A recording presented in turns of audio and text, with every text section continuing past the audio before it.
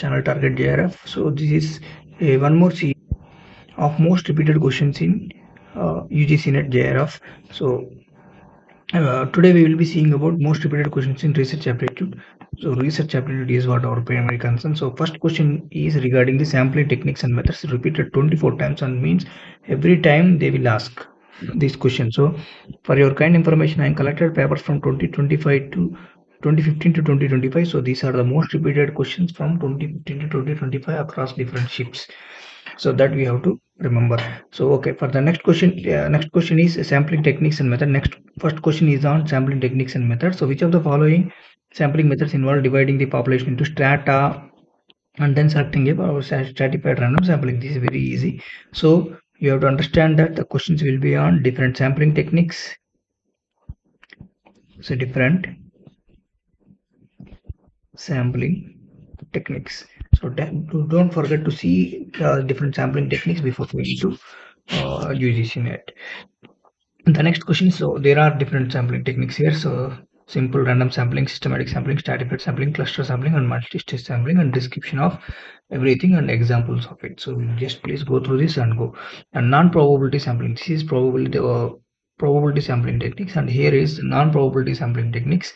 Different convenient sampling, purposive sampling, snowball sampling, quota sampling, and their descriptions. And then comes frequently asked question variations are on stratified random sampling, cluster random sampling, snowball sampling, and purposive sampling. So different variations on this also you can expect. So you can see much of the information in this site actually, or you can join the target JRF group also, and there also you will see the different questions and different materials available on this.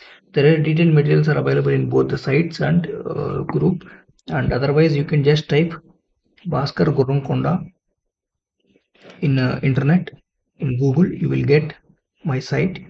So there you can even go and check. Go for UGC NET education. Yeah, UGC NET paper 1. There you will get the more of this question. So okay, the next important question is qualitative and quantitative types of research. That is types of research.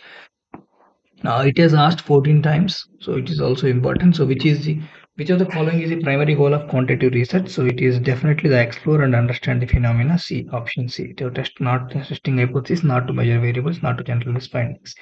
So different purposes of qualitative quantitative reasoning is been given here. So purpose, exploration, measurement, qualitative, quantitative. Data is words, numbers.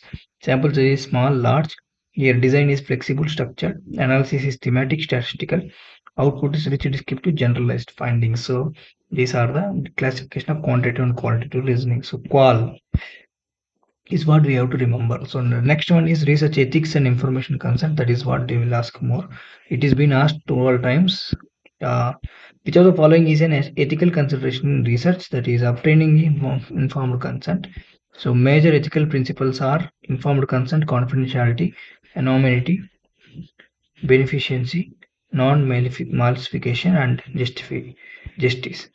So common ethical violations are this. We call it as FFPC. So falsification, triple F's are there actually. Falsification, fabrication, plagiarism, and coherence. And next one is independent and dependent variables. This has been asked about 9 times. So variables of research, they will ask more. Which variables are manipulated by the researcher? So independent variable is the right answer. This is a manipulated variable, and in experimental research, this is non-manipulation. This will be effect variable, and extraneous and confounding variables are uncontrollable variables. We will be controlling by statistically. So independent variable cause, dependent variable effect, extraneous variable unwanted influence, confounding variable disaster relationship, moderator algorithm strength, mediator explains the relationship. So example, we have seen the examples also. Effective of AI instruction and mathematical well-being. So independent variable AI instruction, dependent variable mathematical well-being score, extraneous variable is prior achievement. Like this. So characteristics of a good hypothesis. Hypothesis types also they will ask 9 times. They've been asking. So which of the following is a characteristic of good hypothesis? It should be testable and falsifiable. And characteristics of good hypothesis: testable, falsifiable, clear, specific, theoretically based, and empirically verifiable. So good hypothesis steps are here. You can check. And the next one is which type of research solves an immediate problem in specific setting. So immediate problem means you have to go for reaction research. Action research. So types of research is also one of the important topic to cover.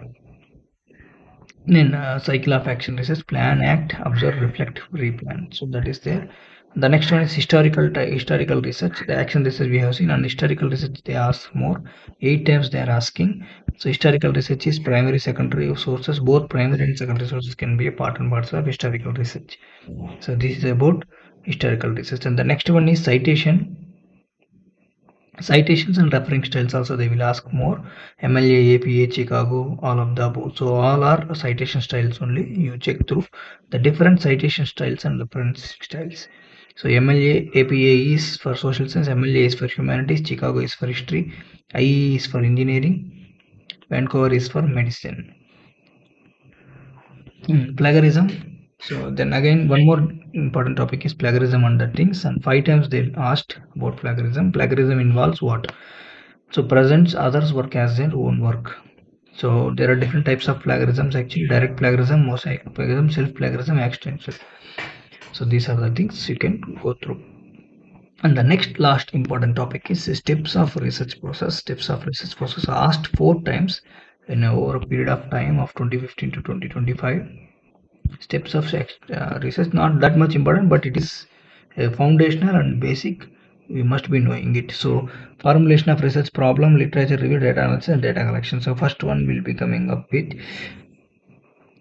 formulation of research problem, then comes literature review, then comes data collection, data analysis, and report writing. So that is the major thing. So formulation, literature review, data collection, data analysis, and reporting. So answer will be A, B, E, C, D.